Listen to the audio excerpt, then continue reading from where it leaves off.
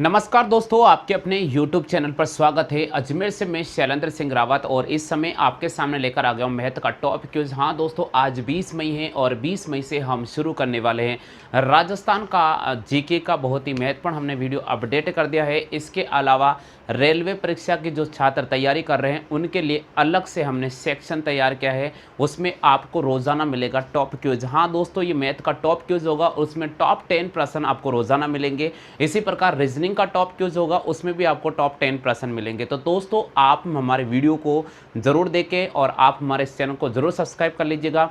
इससे क्या होगा, हम जितने भी वीडियो अपडेट कर रहे हैं उन सबका नोटिफिकेशन मिल जाएगा। इसके लिए आप बेल आइकन व ऑल पे इंप्रेस जरूर कर लीजिएगा, जिसको हम कहते हैं घंटी वाला बेल आइकन जरूर दबा लेना। उससे क्या होगा, हम जो वीडियो अपडेट करेंगे उनका नोटिफिकेशन मिल जाएगा। तो चलिए मित्रों, एक बार फिर से रणनीति के साथ हम शुरू करते हैं।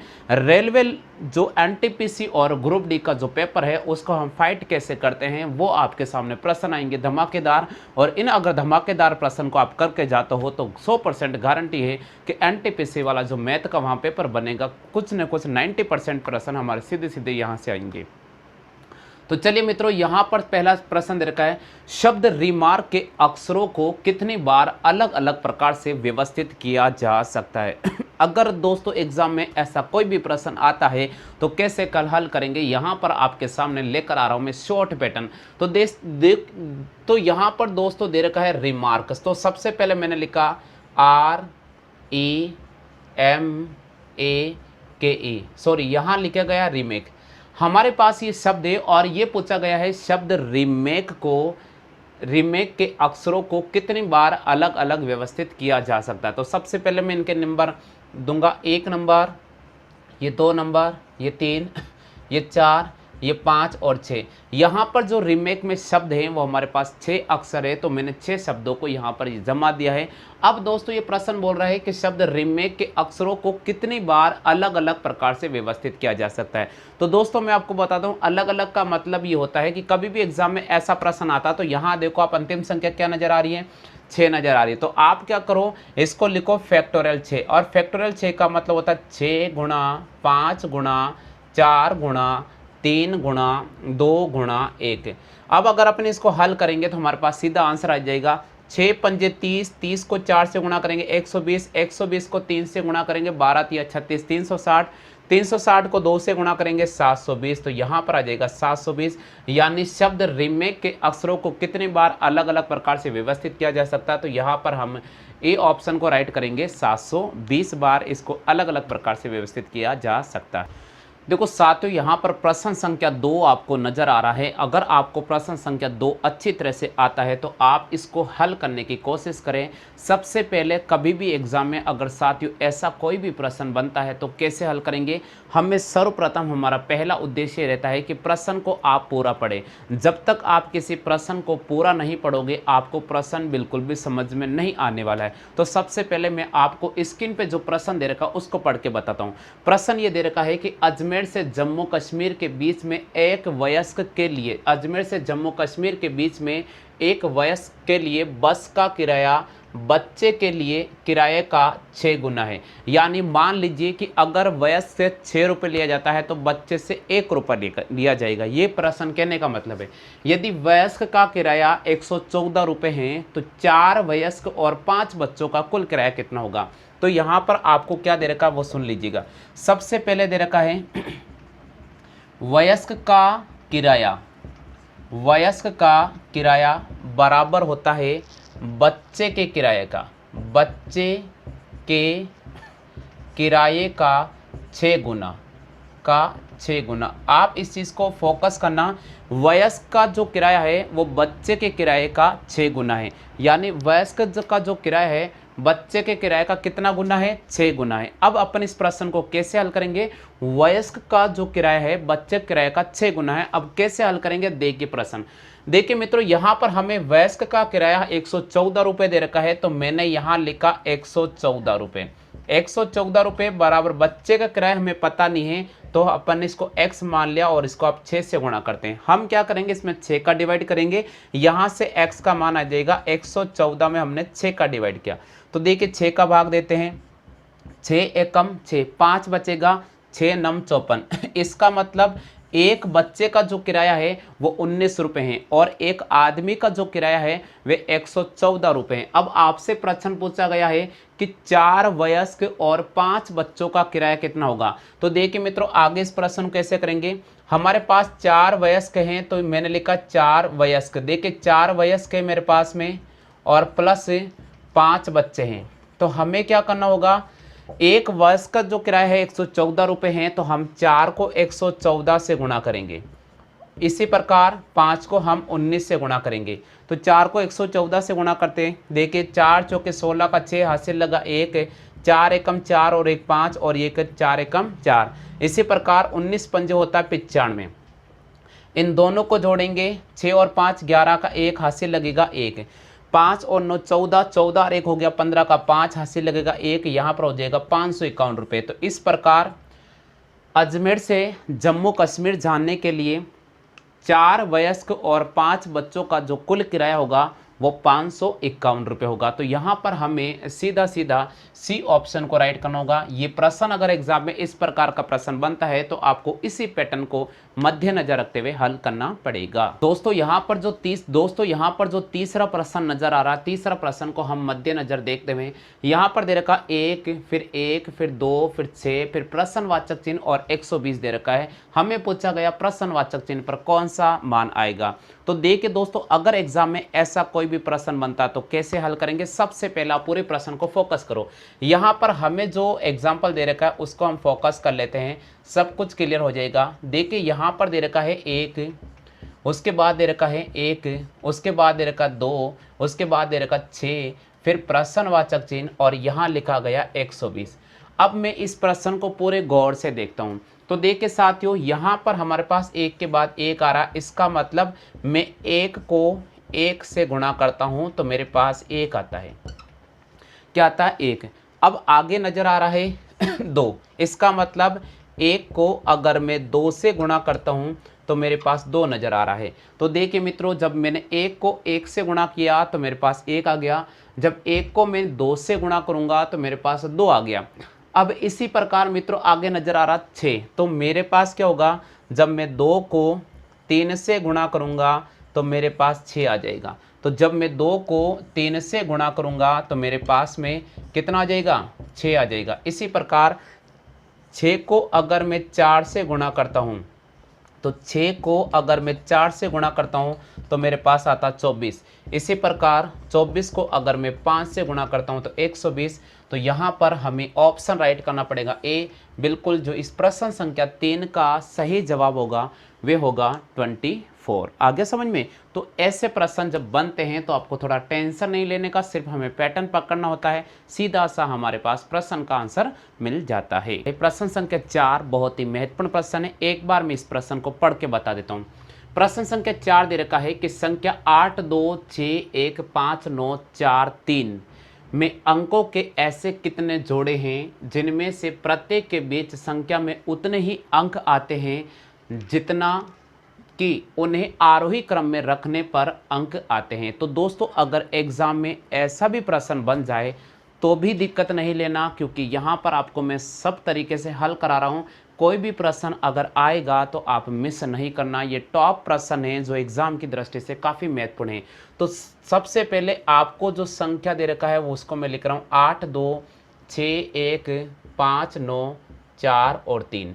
ये तो आपको संख्या दे रखी है। हमें आगे प्रश्न पूछ रहा है, देखिए संख्या 8 2 6 1 5 9 4 3 में अंकों के ऐसे कितने जोड़े हैं जिनमें से प्रत्येक के बीच संख्या में उतने ही अंक आते हैं जिन आरोही क्रम। आरोही क्रम का मतलब क्या होता है, देखिए 2 क्रम होते हैं, एक होता है आरोही क्रम और एक होता है अवरोही क्रम। आरोही क्रम का मतलब होता है छोटे से बड़े की ओर मूव करना। आरोही क्रम का मतलब होता है छोटे से बड़े की ओर मूव करना और अवरोही क्रम का मतलब होता है बड़े से छोटे की ओर मूव करना। तो यहाँ हम आरोही क्रम की बात करें तो आरोही क्रम में सबसे छोटी संख्या 1 नजर आ रही है, ये लिखा मैंने 1। 1 से बड़ा होता है 2, 2 से बड़ा होता है 3, 3 से बड़ा होता है 4, 4 से बड़ा होता है 5, 5 से बड़ा होता है 6, 5 से बड़ा कौन होता है 6, 6 से बड़ा इसमें 7 नजर नहीं आ रहा है। तो उससे बड़ा 8 होता, तो ये लिखा मैंने 8, और उससे बड़ा होता 9, तो ये लिखा मैंने 9। अब आप इन्हें गौर से देख लीजिए। देखिए साथियों, अगर मैं इसको आरोही क्रम में जमाता हूं तो कौन कौन से अक्षर नहीं बदलते हैं, कौन कौन से अक्षर अपने ही स्थान पर रहते हैं। सबसे पहले अब ऐसा प्रश्न आता तो कैसे हल करेंगे। जब मैंने ये आरोही क्रम जमा दिया है तो सबसे पहले देखिए साथियों, यहाँ पर 2 और 2 अपने स्थान पर बने हुए ना। इसी प्रकार देखिए मित्रों, 5 और 5 अपने स्थान पर बने हुए ना, और आपके बीच में कोई भी नहीं बना हुआ है। लेकिन प्रश्न ये पूछ रहा है कि संख्या 8, 2, 6, 1, 5, 9, 4 में अंकों के ऐसे कितने जोड़े हैं जिनमें से प्रत्येक के बीच संख्या में उतने ही अंक हैं आते हैं जितना कि उन्हें आरोही क्रम में रखने पर आता है। तो जब मैंने इनको आरोही क्रम में रख दिया है, छोटे से बड़े की ओर जमा दिया है, तो सबसे पहले देखो के साथियों 1 और 4 के बीच में ऑलरेडी यहाँ पर 2 आ रहे नहीं आ रहे, तो ये देखिए दूसरा कॉम्बिनेशन ये बन गया। इसी प्रकार से तीसरा कॉम्बिनेशन हम ढूंढते हैं, तो देखिए साथियों यहाँ पर तीसरा कॉम्बिनेशन है 6 और 8 के बीच में एक जोड़ा आता है, तो देखिए 6 और 8 के बीच में 7 नजर आता है, तो यहाँ पर नजर आ रहा है। इस प्रकार इस सिस्टम में आपको ये जो दिए गए अंक है इसमें 3 जोड़े बन रहे हैं। कौन कौन से बन रहे हैं देखिए, वापस बता रहा हूँ मैं, 8, 2, 6, 1, 5, 9, 4 और 3 है। आप देखिए साथियों 6 और 7 के बीच, 6 और 8 के बीच में 7 नजर आता है, तो 6 और 8 के बीच में एक अंक बैठता है 7, तो यहाँ पर उसकी जगह 2 बैठा हुआ है। कौन बैठा हुआ है? 2। इसी प्रकार देखिए साथियों 3 और 4 रेगुलर आते हैं, तो यहाँ पर भी रेगुलर नजर आ रहे नहीं आ रहे। इसी प्रकार देखो साथियों 1 और 4 के बीच में, 1 और 4 के बीच में 2 और 3 आते हैं, 1 और 4 के बीच में 2 और 3 आते हैं, तो उनके स्थान पर 5 और 9 बैठे। इस प्रकार 3 जोड़े बन रहे हैं, तो यहाँ पर हमें ए ऑप्शन को राइट करना होगा। चौथे प्रश्न का सही जवाब होगा ए ऑप्शन, यानी यहाँ पर हमें 3 को राइट करना पड़ेगा। साथियों यहाँ पर जो 5वां प्रश्न दे रखा है, 5वें प्रश्न को अपन एनालाइज करते हैं तो बहुत ही महत्वपूर्ण आपके सामने प्रश्न आएगा। प्रश्न ये दे रखा है कि 4 कटोरे व 6 बोतल की कीमत 250 रुपये, यानी 4 कटोरे और 6 बोतलों की जो कीमत है वो 250 रुपये। आपसे पूछा जा रहा 8 कटोरे व 12 बोतल का मूल्य कितना होगा।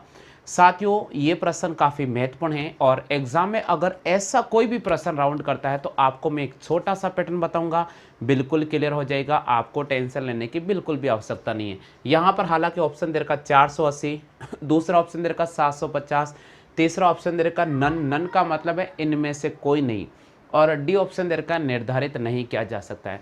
मित्रों अगर एग्जाम में ये कोई भी प्रश्न राउंड होता है तो कैसे हल करेंगे, यहाँ पर मैं आपको बताने जा रहा हूँ इस प्रश्न का पैटर्न। सबसे पहले जो आपको दे रखा उसकी तरफ अपन फोकस करते हैं, तो आपको दे रखा 4 कटोरे व 6 बोतल का मूल्य। तो 4 कटोरे व 6 बोतल का मूल्य, आपको 4 कटोरे वे 6 बोतल का मूल्य कितना दे रखा है, इसको आप सबसे पहले एनालाइज करो। तो 4 कटोरे और 6 बोतल का जो मूल्य दे रखा है वे 250 रुपये। कितना दे रखा साथियों? 250 रुपये।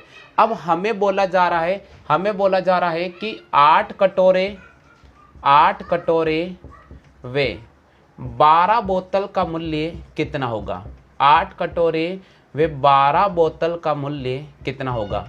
तो दोस्तों देखिए कभी भी एग्जाम में ऐसा प्रश्न आता थोड़ा सा दिमाग लगाओ कि यार 4 को 8 में लाना है, 4 को 8 में लाना है तो किससे गुणा करना पड़ेगा?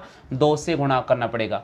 6 को 12 में कन्वर्ट करना है तो किससे गुणा करना पड़ेगा? 2 से गुणा करना पड़ेगा। इसी प्रकार 250 को आप 2 से गुणा कर दीजिए, कितना हो जाएगा? 500 रुपये। तो प्रश्न ये पूछा जा रहा है कि 8 कटोरे व 12 बोतल का मूल्य कितना होगा। 8 कटोरे व 12 बोतल का जो मूल्य होगा वह हो जाएगा 500 रुपये। तो हमें यहाँ पर इनमें से कोई नहीं को राइट करना होगा, क्योंकि हम निर्धारित तो कर सकते हैं 480 हो नहीं सकता है, 750 वैसे भी नहीं है, 500 रुपये इसका आंसर होगा। तो हमें यहाँ पर सी ऑप्शन को राइट करना होगा, इनमें से कोई नहीं को। तो यहाँ पर आपको प्रश्न संख्या 6 नजर आ रहा है। प्रश्न संख्या 6 हमें क्या दे रखा, मैं पूरा प्रश्न पढ़ के बताता हूँ।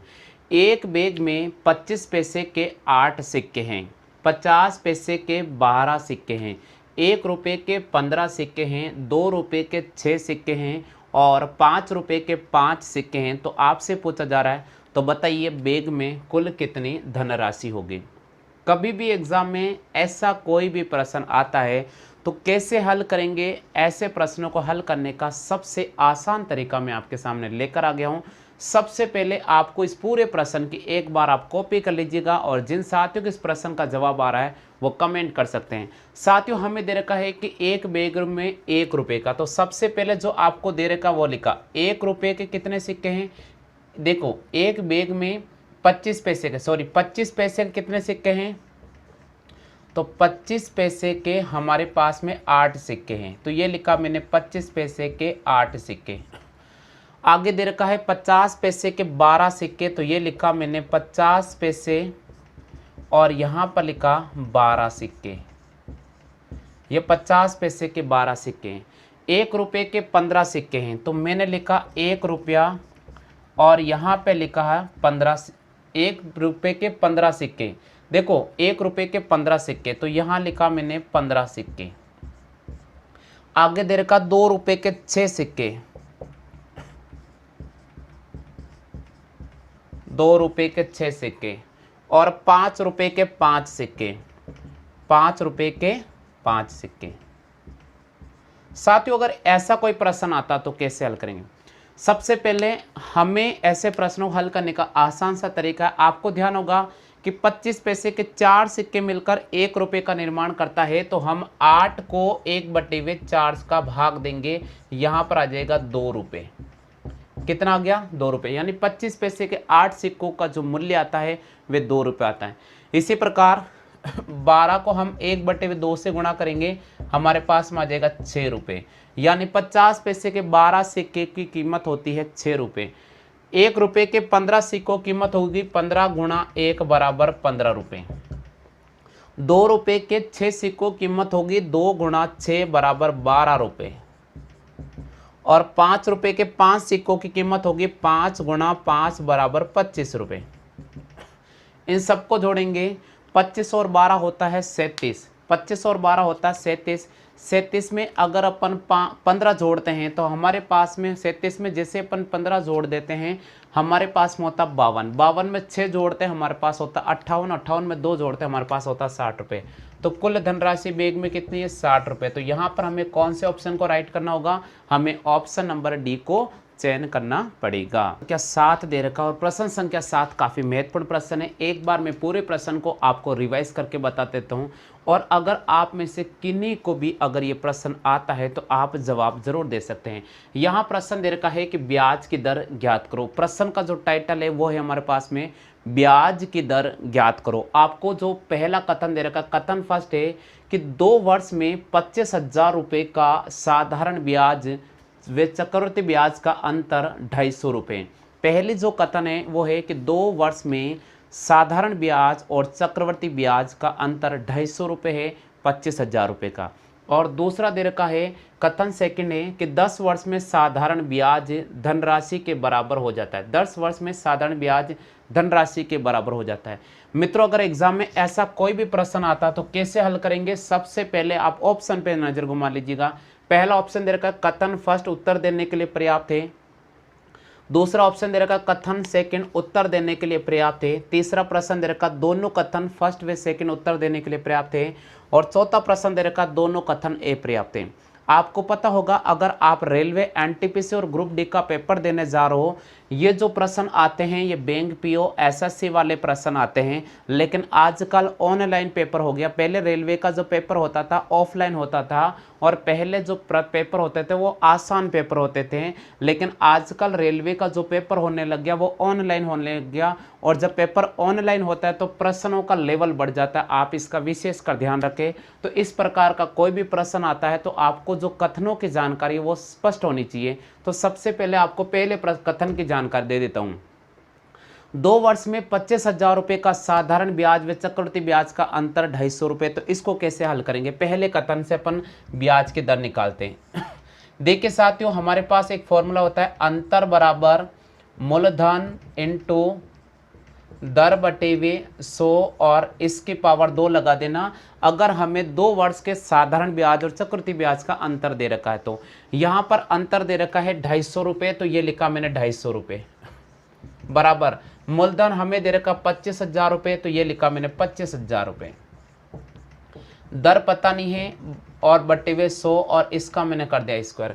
सबसे पहले देखिए साथियों, मैंने 1 0 से मैंने 1 0 काट दिया है और इसी प्रकार इस 25 से मैंने 25 को काट दिया है, तो यहाँ पर मात्र एक बच्चा है। क्या बच्चा मेरे पास? एक बच्चा है। तो अब मैं क्या करूँगा, ये मेरे पास एक है और ये वाला जो यहाँ पर 100 बच्चे वो इसके नीचे आ जाएंगे और यहाँ से इसको क्रॉस करूँगा तो ये 100 गुणा 100 दो बार ऊपर आ जाएगी और यहाँ बचेगा आर स्क्वायर। देखो मित्रों 100 से 100 कैंसिल आउट हो गया, आर की वैल्यू आ गई मेरे पास अंडर रूट का 100 और यहाँ से आ गई 10%। इसका मतलब हम पहले कथन से, तो यहाँ पूछा गया ब्याज की दर ज्ञात करो, तो पहले कथन से हमने निकाल लिया 10%, यानी हम कथन फर्स्ट से उत्तर निकाल चुके हैं। लेकिन एक बार चेक करना होगा कथन सेकंड से भी क्या हम उत्तर ज्ञात कर सकते हैं क्या। जरा यहाँ देखो, प्रश्न दे रखा है 10 वर्ष में साधारण ब्याज धनराशि के बराबर हो जाता है।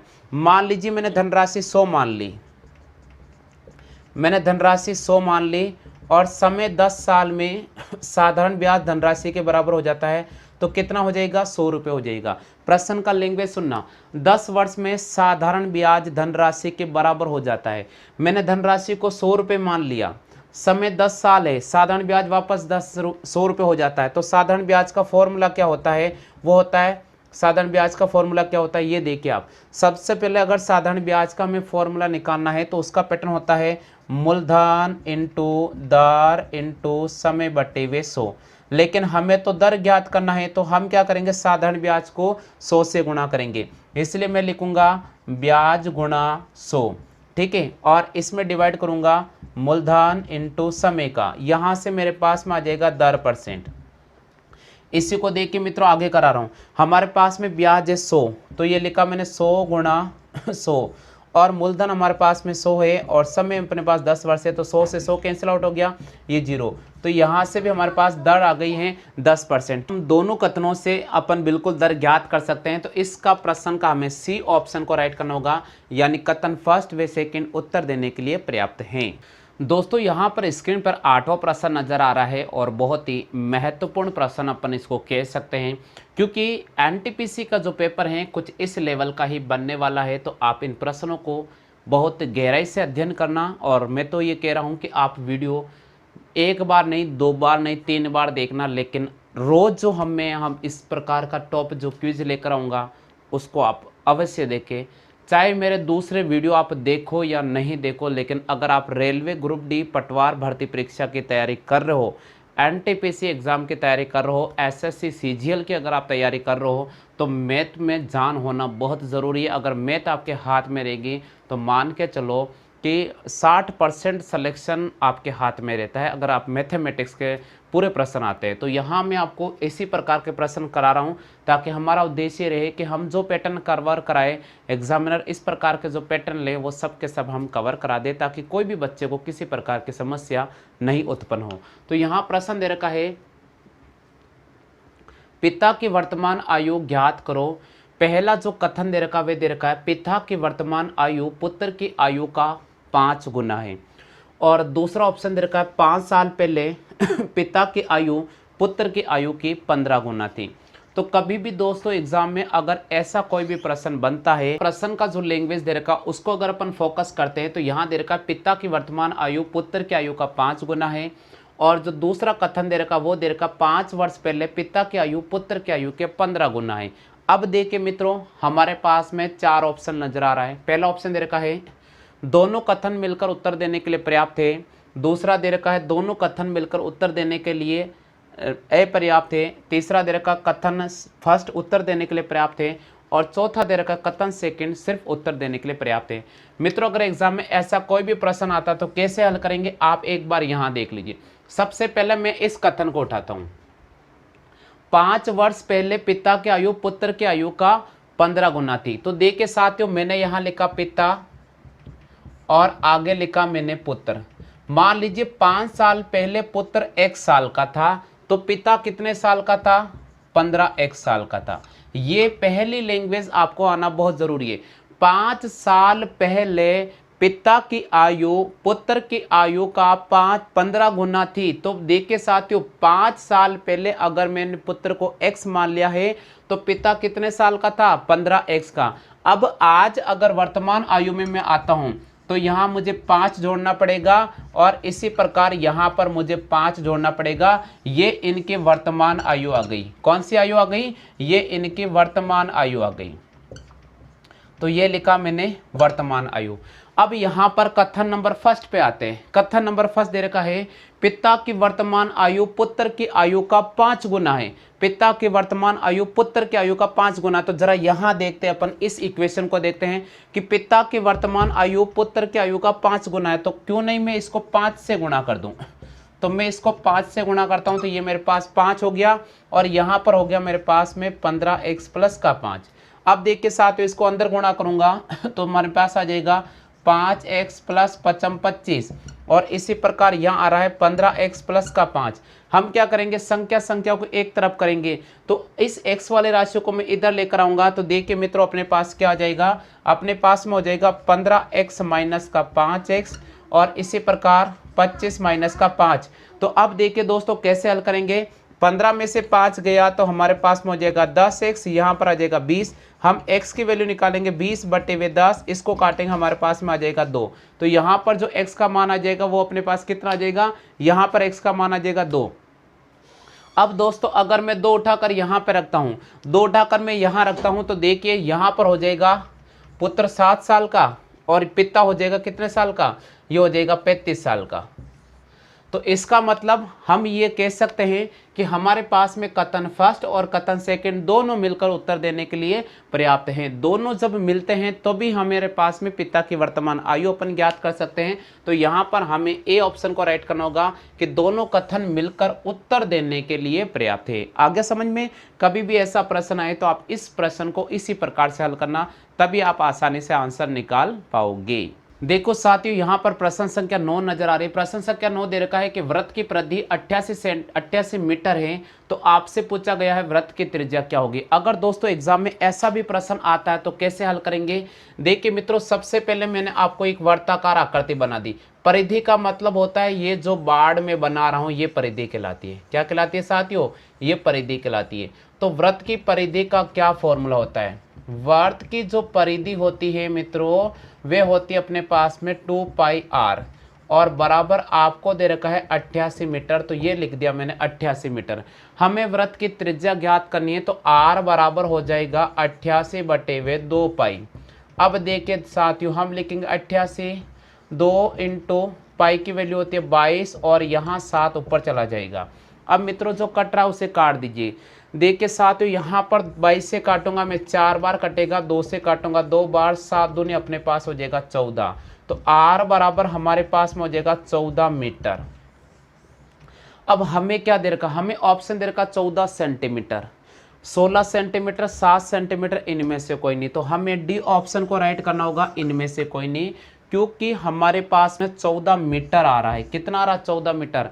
और यहाँ ऑप्शन 14 सेंटीमीटर दे रखा है। गलती करते हैं बच्चे जल्दबाजी में, और जल्दबाजी में आपको बिल्कुल भी गलती नहीं करना है। हमें जब भी प्रश्न अपन पेपर देने जा रहे हैं आप तसल्ली से लीजिएगा, आप सावधानी से लीजिएगा, आप धैर्य बनाए रखें। आपको सब कुछ आता है, सबको पता, सब कुछ आता है, लेकिन जल्दबाजी में आप गलत निर्णय ले लेते हो। तो इसी प्रकार मैंने यहाँ 14 सेंटीमीटर रखा, 16 सेंटीमीटर रखा, 7 सेंटीमीटर रखा, लेकिन यहाँ आंसर यहाँ मीटर में दे रखा है, इसलिए 14 मीटर को राइट करना होगा। तो हमें यहाँ पर डी ऑप्शन का चयन करना होगा, यानी 90 का जो सही आंसर करना पड़ेगा, हमें डी ऑप्शन को राइट करना पड़ेगा। साथियों यहाँ पर जो प्रश्न संख्या 10 नजर आ रही है, प्रश्न संख्या 10 दे रखा है कि वृत्त की त्रिज्या 7 सेंटीमीटर है। तो आपसे पूछा जा रहा वृत्त का क्षेत्रफल कितना होगा। ऑप्शन दे रखा 154 सेंटीमीटर स्क्वायर, बी ऑप्शन दे रखा 154 मीटर स्क्वायर, सी ऑप्शन दे रखा 160 सेंटीमीटर स्क्वायर और डी ऑप्शन दे रखा इनमें से कोई नहीं। अगर दोस्तों आपको 10वें प्रश्न का आंसर आता है तो आप कमेंट कर सकते हैं, बहुत ही महत्वपूर्ण प्रश्न है। तो चलिए मित्रों, यहाँ पर जो प्रश्न संख्या 10 दे रखा है बहुत ही महत्वपूर्ण प्रश्न है, और ये प्रश्न आज के जो टॉप मैंने क्विज कराई है उसके लिए आपको एक प्रश्न मैं आपको घर से करने के लिए दे रहा हूँ। तो आपको आज मैंने इस क्विज प्रश्न माला के अंदर यानी math class top quiz, math class top quiz में टॉप 10 प्रश्न कराए थे और टॉप 10 प्रश्न में से 9 प्रश्न मैंने आपको हल करके बताए। लेकिन एक छोटा सा प्रश्न है जो कक्षा 8वीं का है। 8वीं क्लास में जब आप पढ़ते थे तो कुछ इस प्रकार के प्रश्न आते थे और वही प्रश्न मैंने आपको दिया है। अगर मित्रों आपको इस प्रश्न संख्या 10 का आंसर आता हो तो आप कमेंट कर सकते हैं। आपको अगर हमारा वीडियो अच्छा लगता है तो वीडियो को लाइक करें, चैनल को जरूर शेयर करें अपने दोस्तों तक। और एक बार फिर से मैं आपका हार्दिक स्वागत करता हूं हमारे यूट्यूब चैनल पर।